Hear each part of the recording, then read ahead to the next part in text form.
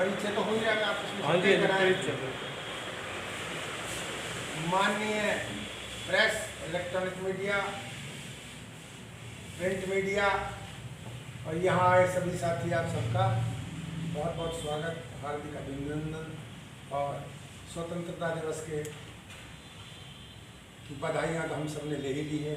पुनः बधाई, आने वाली जन्माष्टमी की बहुत बहुत बधाई, क्योंकि योगीराज कृष्ण का उस दिन जन्म हुआ था, जो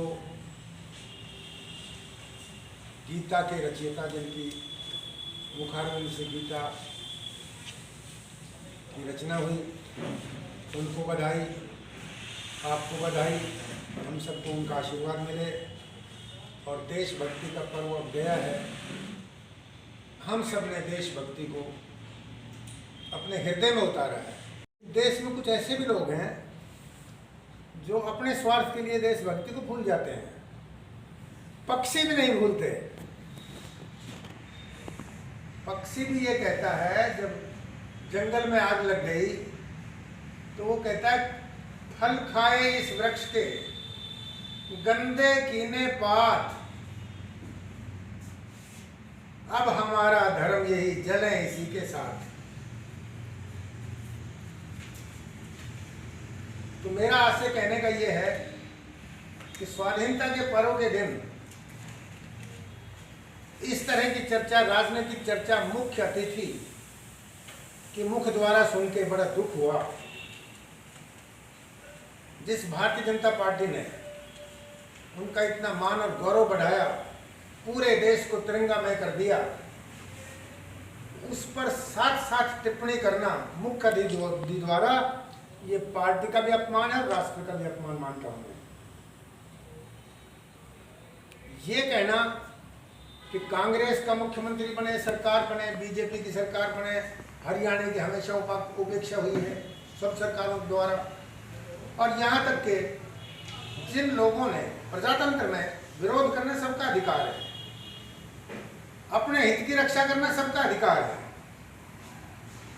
उन लोगों को जयचंद की संज्ञा दे डाली। तो सवाल उठता है कि जयचंद कौन?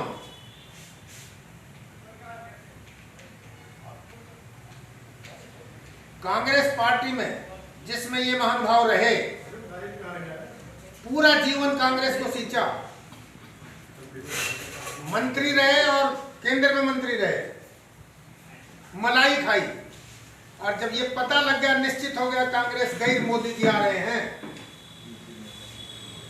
तो उस समय जलते हुए वन को छोड़ के कांग्रेस के पीठ में छुरा घोंप करके अपने आप को जयचंद साबित करते हुए बीजेपी में शामिल हुए, और भारतीय जनता पार्टी में शामिल होने के बाद कहते हैं कि हमने बीजेपी में सरकार बनाई। मैं ये कहता हूं, वो बीजेपी में सरकार बनाने के लिए आए थे या अपनी राजनीति बचाने के लिए आए थे? ये बहुत बड़ा सवाल है। आप सब भी जानते हो, पूरी जनता जानती है इलाके की, कि ये बीजेपी को बचाने आए थे या अपनी राजनीति बचाने आए थे। मैं निश्चित कहूंगा कि अपनी राजनीति बचाने के लिए आए थे, और इस बचाने में बीजेपी ने उनका बहुत सम्मान किया, दोनों बार केंद्र में मंत्री बनाया, और कांग्रेस में जब ये खूब सत्ता में ताकत में थे, कांग्रेस ने इनको पावर नहीं दी किसी की टिकट काट दे। यहां तक तो ये पावर भी दे दी बीजेपी पार्टी ने कि ये टिकट कटवाने में सामर्थ्य हो, और पार्टी इनको क्या देती, और कहते हैं कि अगर आप मेरी पीठ के पीछे खड़े होंगे, संघर्ष करेंगे, तो मैं संघर्ष करने के लिए तैयार हूं। मैं ये कहता हूं, ये जनता, इस क्षेत्र की जनता हर बार तुम्हारी पीठ के पीछे खड़ी रही, 40 साल से तुमको झेल रही है, पूरी ताकत दी, सारे पद मिले, आपने इस जनता को, इस इलाके को क्या दिया, और अब तुम्हारी पीठ में ही कुपट हो गया, तुम लोग अपने आचरण से गिर गए, तो इसमें जनता का क्या कसूर है? अब इनके दिन लद लिए। Now this leader is spent force, हो लिया इसका जो जलवा, बात खत्म हुई। अब रह क्या गया? केवल वह वो रह गया, आपने देखा होगा कल जो परसों में जो ये प्रोग्राम हुए हैं, केवल स्वार्थी लोग, केवल प्रॉपर्टी डीलर, केवल टिकटार्थी, इनकी भीड़ के अलावा कोई बुद्धिजीवी, कोई सामान्य जन, कोई विकास कार्यों के लिए आतुर कोई भी व्यक्ति, कोई जनता का भला चाहने वाला कोई व्यक्ति वहां नहीं था। अब जयचंद कौन? मैं ये कहता हूं, लोकसभा रोहतक में पार्टी के उम्मीदवार की खिलाफत करते हुए कांग्रेस की मदद की जयचंद वो है। और जयचंद वो है जिसने नांगल चौधरी में अपनी पार्टी के प्रत्याशी को हराने की भरसक प्रयास की, जयचंद वो है। और जयचंद वो है जिसने पटौदी में अपनी पार्टी के कैंडिडेट को हराने की कोशिश की, जयचंद वो है। और जयचंद वो है जिसने रेवाड़ी में स्थापित लोगों को समाप्त करके एक कैसे व्यक्ति को टिकट दी, मेरे मुंह से वो शब्द निकलेंगे तो शर्म आएगी। तो जयचंद वो है जिसने ये काम किए। बीजेपी के सम्मानित लोगों पर आरोप लगाया। भाई अरविंद ने सही बात पे अगर इनकी कोई खिंचाई कर दी है, उन्होंने बीजेपी की खिलाफत नहीं की। मेरा साथी होते हुए मुझे छोड़ के चला गया क्योंकि बीजेपी की खिलाफत नहीं करना चाहते थे, और वो करनाल में मुख्यमंत्री के हलके में जाके वहां काम करने लगे, पर काम किया बीजेपी के लिए। उसको जयचंद कैसे कहेंगे ये? और कोई भी जयचंद कौन है? कहते इंसाफ मंच के लोगों ने तो बड़ी मदद की। अगर उसके दिमाग से अभी भी इंसाफ मंच नहीं निकल के बीजेपी नहीं घुसी है, तो मैं मानता हूं जयचंद कौन है यार, अंदाजा आप लगा लीजिए। और जयचंद वो है जिसने बीजेपी को हराने के लिए नारनौल म्युनिसिपल कमेटी के लिए टिकट तो दिलवा दी, लेकिन बीजेपी हारे उनके मदद के लिए या उसके लिए वहां पहुंचे ही नहीं। बीजेपी तो जयचंद वो है। नारनौल में बीजेपी को कैंडिडेट को मिली टिकट, लेकिन एक दिन भी वहां नहीं गए मदद करने के लिए। जयचंद वो है। रेवाड़ी में अपने स्वार्थ सिद्धि के लिए पूरे हफ्ते हफ्ते पड़े रहे। विधानसभा के चुनाव में खुद उसकी बेटी अपनी मूंछों की दुहाई लगाई, अपनी पगड़ी की लाज बचाने की दुहाई लगाई, राष्ट्रीय अध्यक्ष को बुलाया, प्रधानमंत्री जी को बुला के भी एक तरह से इन्होंने अपमान किया।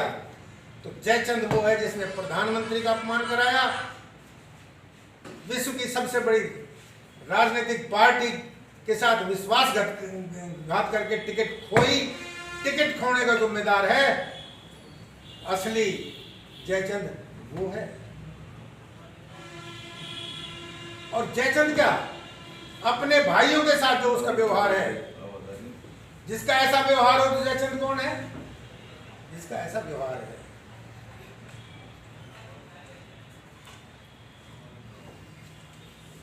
ये बीजेपी में जो आए, अब अपनी स्वार्थ सिद्धि के लिए हर बार चुनाव से पहले ड्रामा करते हैं कि हमारी चलती नहीं है। बीजेपी और हर सब पार्टियां दक्षिणी हरियाणा को से वोट तो मांगती हैं, पर सरकार बनने के बाद काम ठोसा दिखा देते हैं, काम नहीं करते। मैं कहता हूं तुझे दोनों बार इतना बड़ा पद दिया, अपनी उपलब्धि बता, किया क्या इस क्षेत्र के लिए? मैंने एक 8 पॉइंट का लेटर लिखा था कि अगर तुम ये करा जाते हो तो मेरी टिकट कटना सार्थक हो जाएगा। और बहुत सच लिखा था कि आप अब उम्र दराज हो चुके हैं, आपकी राजनीतिक परिस्थिति मेरे से भी खराब हो चुकी है, तो ईर्ष्या और अहंकार को त्याग करके जन कल्याण के काम करिए। तो भाई जयचंद कौन है? जो अहंकारी है। आप किसी नेता का नाम मत लो, माननीय प्रेस सर्वे कर लो और ये पूछो भाई सबसे अहंकारी नेता कौन है इस क्षेत्र में, उत्तर अपने आप मिल जाएगा। सबसे ईर्ष्यालु नेता कौन है? जवाब अपने आप मिल जाएगा। सबसे निष्क्रिय निकम्मा काम नहीं करने वाला नेता कौन है, जवाब मिल जाएगा। आज आम जनता किसी के अहंकार को, किसी के घमंड को बिल्कुल बर्दाश्त नहीं करती, नहीं करेगी। चुनाव के समय आप नरम होकर ये कहो मेरे साथी, मेरे बाप के साथी जो हमारे साथ थे वो हैं, उनके बेटे पोते मेरे साथ हैं, मैं उनको कैसे भूल जाऊं। अरे मैं चैलेंज करता हूं, मेरे से नजदीक तुम्हारा कोई था नहीं, तुम्हारे लिए तन मन और धन दिया, अपना पैर खोया, तुम्हारे चुनाव में अपने पैसे लगाए और हमेशा तेरी मदद की। मेरे पहले चुनाव में भी जब मैं विधायक बना तब मेरी टिकट कटाने का प्रयास किया, मुझे मंत्री ने बनने दिया, अयोग्य लोगों को मंत्री बनाता है। इससे बड़ा इलाके के लिए जयचंद कौन होगा। अगर योग्य व्यक्ति आगे आए और जिनमें काम करने की ललक हो, उनको तो इसलिए मारना चाहते हैं ये काम करेंगे तो तेरा स्तर गिरेगा, तेरा ग्राफ गिर जाएगा। ये बड़े शर्म की बात है। भाई सतीश यादव ने बहुत बढ़िया बात लिखी है इसी तरह की कि नगर पालिका में भ्रष्टाचार हो रहा है, और भ्रष्टाचार इस हद तक हो रहा हो, बता रहे थे कि जो कॉलोनियां, जो लोग मीटिंग करते हैं, सभा बुलाते हैं और वो कॉलोनियां काटते हैं, प्लाट अवैध प्लाट काटते हैं। सरकार जिनको चाहती है कि अवैध प्लाट ना कटे, वो प्लाट काटने में सहयोग रहा, और सहयोग नहीं रहा। अब जब मंत्री जी आए तो 20 लाख रुपए दे गए अवैध कॉलोनी को उत्साहित करने के लिए। मैं समझता हूं ये 20 लाख रुपए कॉलोनाइजर नहीं रखेगा, ये अंडरहैंड वापसी का भी एक प्रावधान है। ये बेईमानी का बहुत बड़ा स्वरूप है। तो जयचंद वो है जो हर स्टेप पे गद्दारी करता हो, शहर को बदनाम करने का, और शहर को तो छुपा लिया इन लोगों ने। कोई जांच करे इसकी। तो भाई सतीश ने ये कहा है कि शहर नगर पालिका में तो बस परमिट बट रहे हैं लूट के। ऐसे लोग जो प्रखर होकर बोलने लगे हैं, अब मैं उनको बधाई देता हूं, और माननीय मीडिया को बधाई देता हूं। कम से कम उनके दिल में जब ये उमंग आने लगी है कि ऐसी गलत बातों को हम भी प्रदर्शित करें और निकालें बाहर, होना चाहिए ये। अब समय आ गया है, क्योंकि इनका समय गुजर लिया। 40 साल झेल लिए, 45 साल झेल लिए, 50 साल झेल लिए, 60-70 साल झेल लिए। कब तक झेलोगे? कब इनको नहीं बनाया जनता ने? कब जनता इनके पीठ के पीछे नहीं खड़ी रही? पर इनको तो फिर अब चुनाव नजदीक आया है तो फिर वो ही माल चाहिए। सबसे बड़ी बात, सबसे बड़ा गद्दार कहूं, बेईमान कहूं या जयचंद कहूं, पूरी कौम, सभी कम्युनिटियों के साथ अहीर कॉलेज पूरे समाज का कॉलेज था, और उसको हड़प करके अपना कॉलेज बनाना ये बहुत बड़ा पाप है, अपराध है, जुर्म है। ये एक ऐसा बिंदु है, इसको ध्यान से देखना आप। ये राष्ट्रीय मुद्दा है जो पहले बार मैं माननीय प्रेस के सामने कह रहा हूं। नेशनल हेराल्ड का केस और अहीर कॉलेज का केस, ये केस समान है या कोई फर्क है? पब्लिक संपत्ति को किस तरह से हड़पा गया, उस पूरी संपत्ति पे किस तरह से कब्जा किया गया, इसको नेशनल हेराल्ड को कोट करते हुए मैं सरकार से, ईडी से, केंद्र सरकार से मांग करता हूं कि इसकी जांच हो, इसके खिलाफ मुकदमा दर्ज हो और ईडी इसकी जांच करे, और जो जिन लोगों ने ये पाप किया, अपराध किया है, उनको सजा मिले। ये बहुत बड़ी बात है। ऐसे जयचंदों को बख्शा नहीं जाना चाहिए। इतना बड़ा मुद्दा कहने के बाद कुछ बचता नहीं है। नेशनल हेराल्ड में बड़े बड़े लोगों को नहीं बख्शा गया, और ये केस बिल्कुल उसी तरह पे, बिल्कुल वैसे का वैसा है, बिल्कुल वैसे का वैसा। तो इसमें क्यों बख्शा जा रहा है?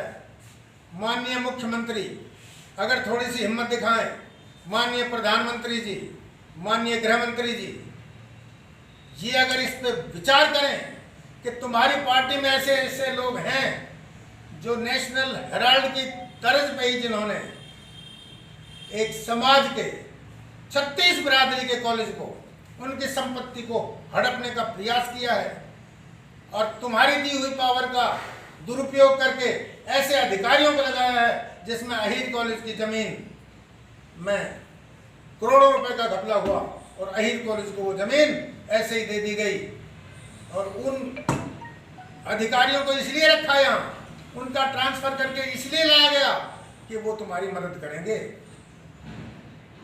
तो जब इस स्तर के लोग इतने गिर जाएं तो उनको राजनीति करने का या मंत्रालय या पद देने का अधिकार नहीं रहता, और अगर रहता है तो कहीं ना कहीं पार्टी में, मेरी पार्टी में दोष है। मैं पार्टी ने मुझको निकाल रखा है, लेकिन फिर भी निकालने के बाद भी मेरे मन में, मेरे जहन में पार्टी है।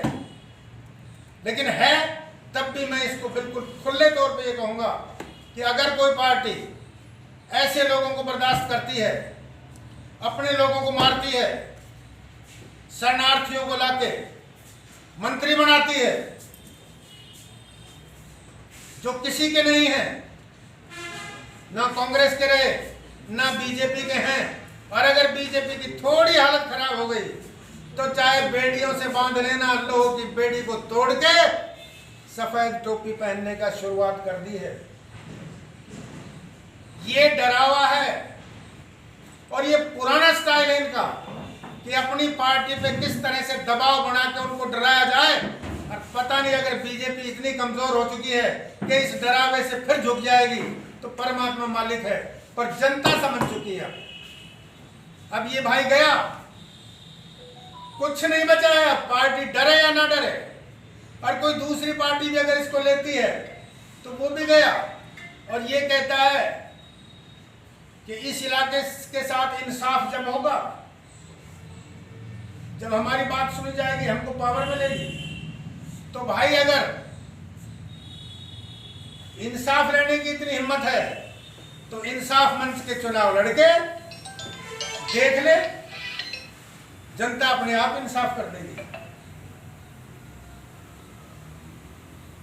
जो मैं कह रहा था 9 बिंदु मैंने लिखे, उनकी बात तो कोई नहीं की, लेकिन आज ही उसकी चिट्ठी का जवाब आया एक लाइन में। अब ये भी पहुंचा ईमानदारी से, और उसमें क्या लिखा है, हद होगी, जरूरत क्या थी लिखने की। इधर भी 2 लाइन में बस आओ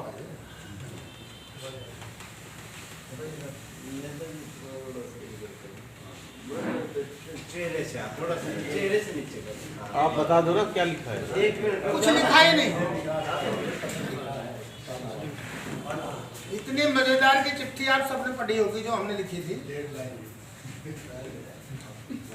8 डिमांडों के साथ हमने कहा था, आओ जी चेयरमैन साहब आओ।